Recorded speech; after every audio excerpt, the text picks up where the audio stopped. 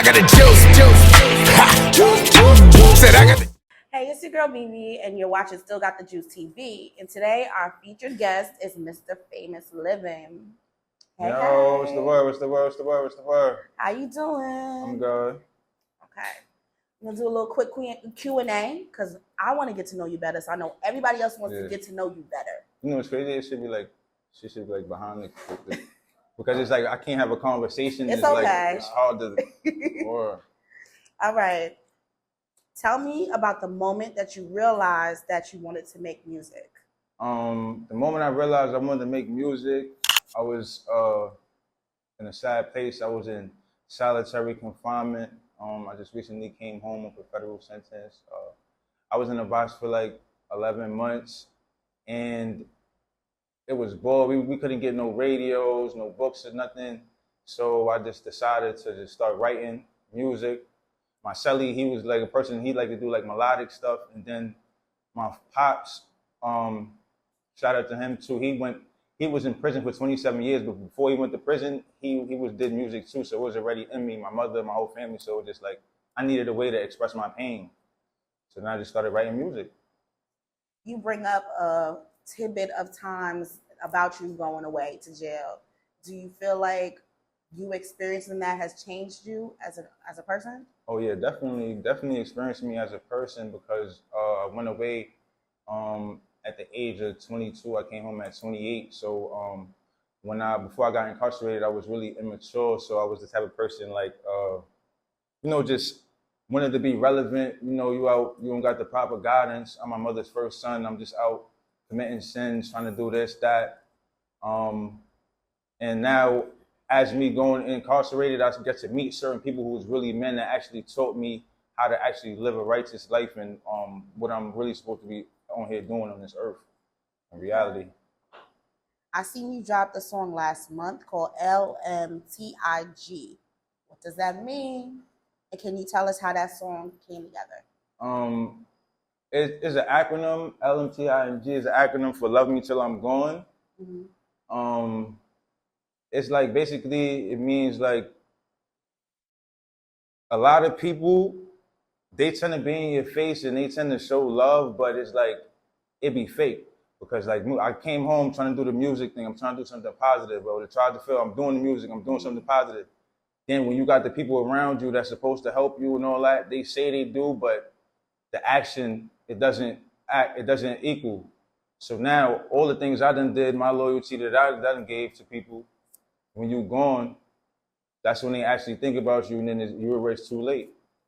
I definitely like that song. Thank you. You know, what I would like for the song, let's play a game.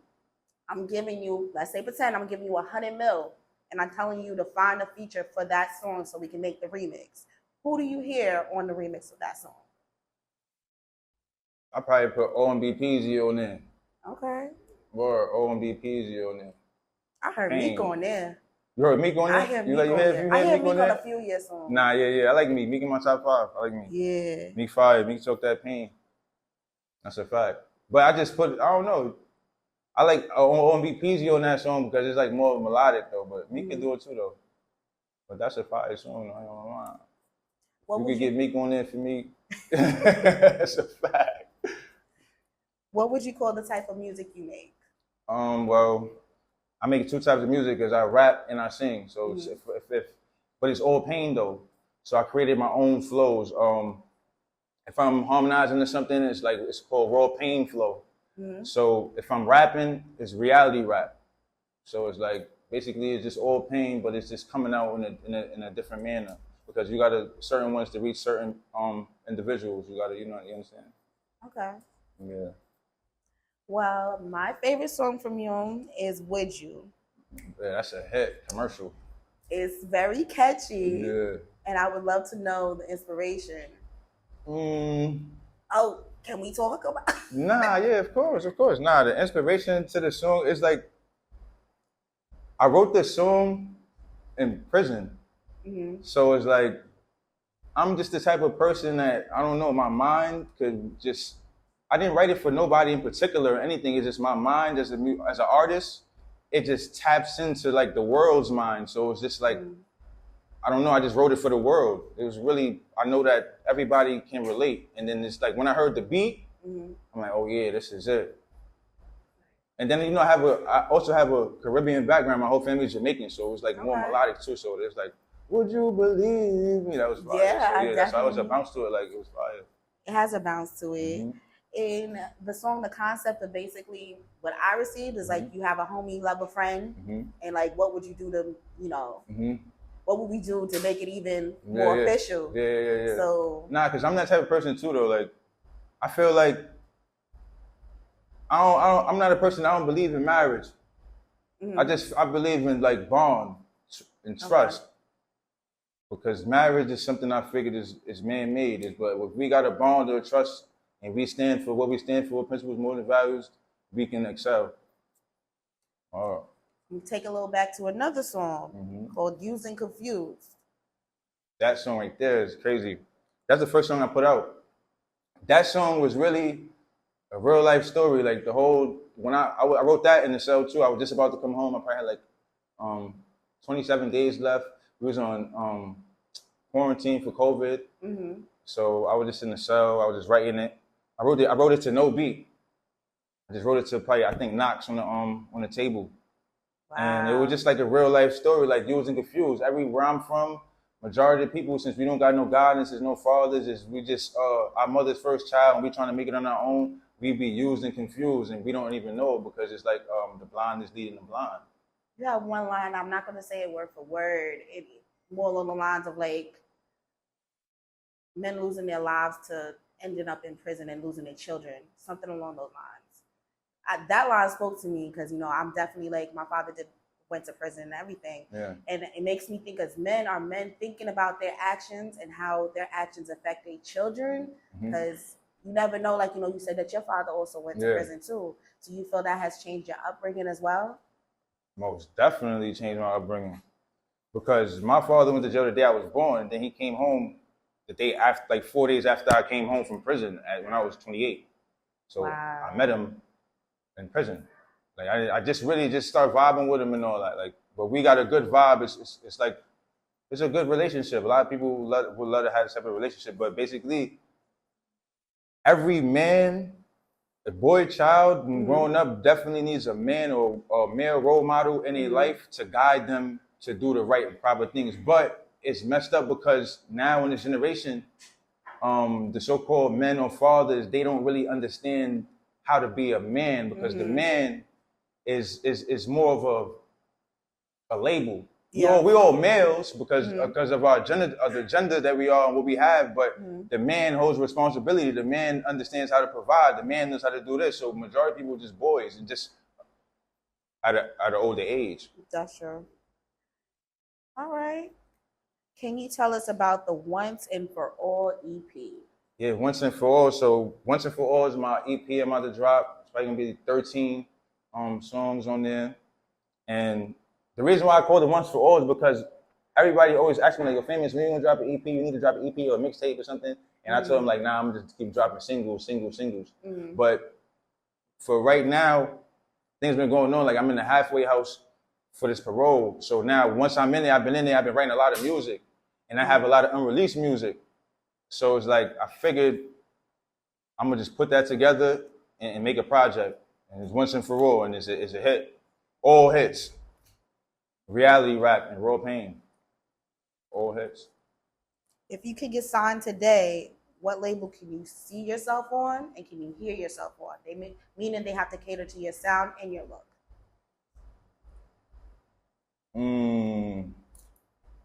That's a good question.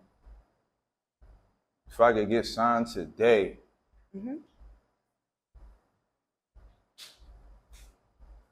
That's a good question.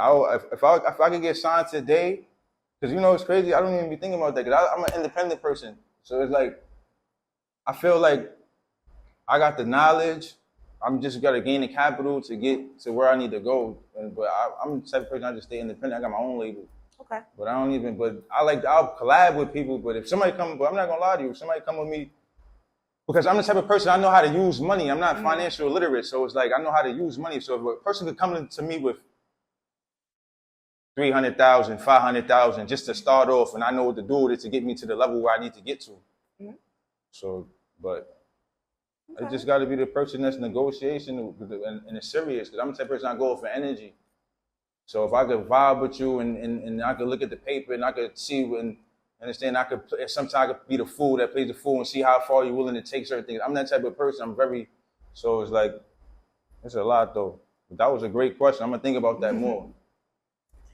You're stepping into fashion. I know that's going to be something that you could also gain more, financial coins with. Second chance clothing. All right. Fire, bro. Basically, second chance clothing. It just came to me like, because I had another clothing line. My brand is called Modern Brand, MOTOM. It's an acronym: money on top of money, music on top of music, moguls on top of moguls, motivation on top of motivation, and morals on top of morals. I dropped some sweatsuits last year, like the beginning of the year when I first came home. But that's when I was figured out I was doing too much things at one time, so I had to like just put it out and just focus on the music. So now it's time where I could do it now. So I'm gonna come out with the second chance. Basically, the second chance is because in prison, in the federal system, you have two laws that came out that's bringing people home. You got the First Step Act and you got the Second Chance Act. The First Step Act is bringing people home that have been in jail for life, 20, 30 years, and they just come home immediate release. Same thing with the Second Chance Act. Now, the First Step Act is a lot of problems with it now, so there's the Second Chance Act. But I like to put second chance because I feel that everybody needs a second chance. Yeah. So the people will be proud to wear it because they probably needed a second chance at a point in life or something like that. It could resonate with everybody. Okay. You gonna have some lady lines? Yeah, of course. I got lingerie and all that. Sweatsuits, swimsuits, apparel, workout gear. You got all lingerie? that. Yeah. Okay. Yeah, all that. That's a fact. I have to applaud you for being lyrically vulnerable in your music and always making sure that we know your journey as a man and the love that you have for your family. What I would like to know is what piece of advice you would give to your younger self. My younger self is, hey, younger self, whatever you're going to do in your life, make sure you attach your heart and soul to it. That's the only way it's going to fulfill your destiny. That's what I'm going to tell them. Last but not least, what does it mean to still have the juice? Still got the juice. Like, it means a lot to me because, see, me, I'm a lyricist, so words got a lot of different meanings, semantics. So still got the juice. The juice is very metaphorical to me. It could be anything. Like, I still got a chance, another second chance. Understand what I'm saying? I still got the juice. Or when I grew up in watching Juice. He still had the juice. He felt like the juice, it gave him some type of, he was a macho man. He still got it. So now I'm from the hood.